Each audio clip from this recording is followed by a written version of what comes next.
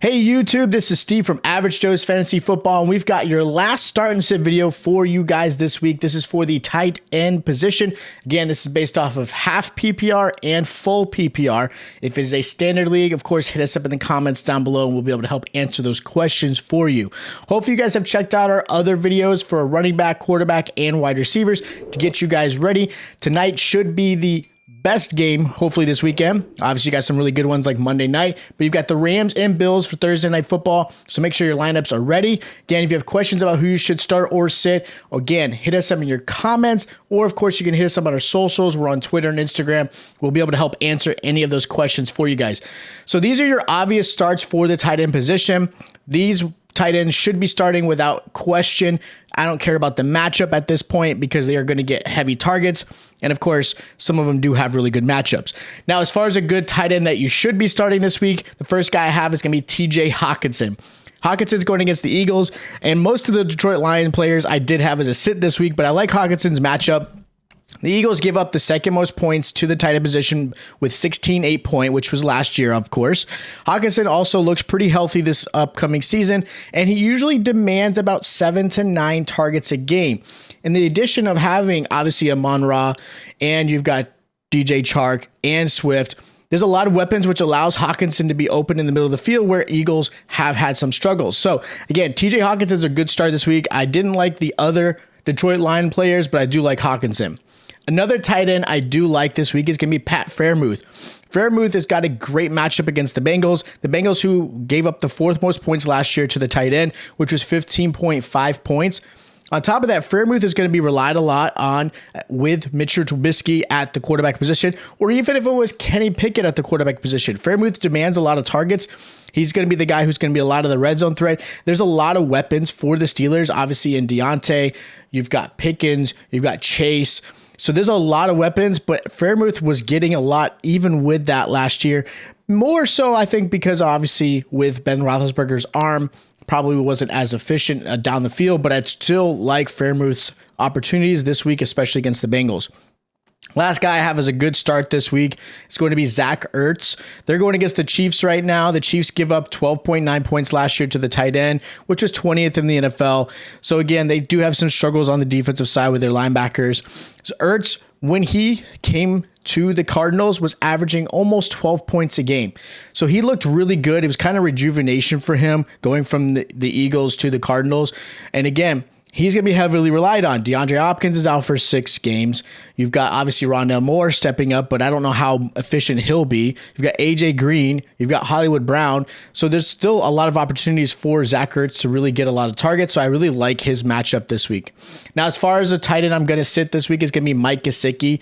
Gesicki demanded a lot of targets last year, and a lot of that had to do with, I think, really he played the slot. He played some of the outside.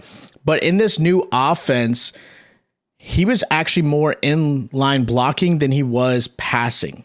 So that's kind of a red flag for me. On top of that, you're going against the Patriots, who gave up the fewest points last year to the tight end position at 6.7 points.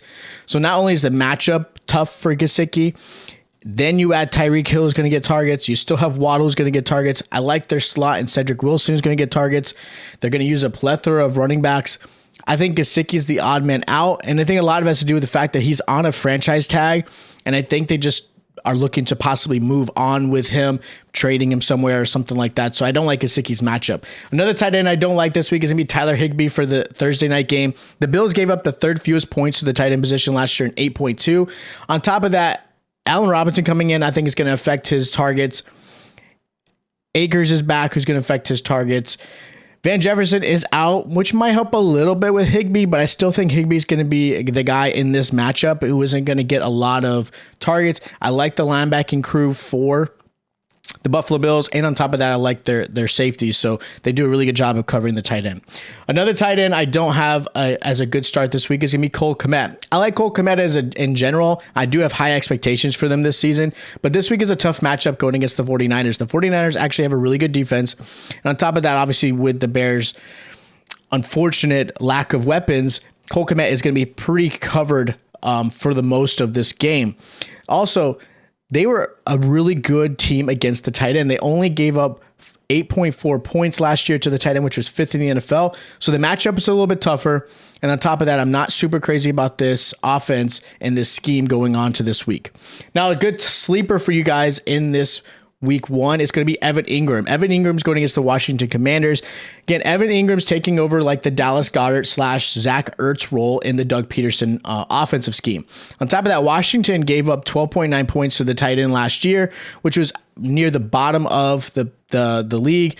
So again, matchup wise, he's got a good one. And on top of that, going to be in a very pass heavy offense. Again, being in that Goddard / Zach Ertz role. So I like Evan Ingram a lot. He's got the athleticism to do it. His biggest issue has always been some of the big drops in big moments, and then, of course, his health.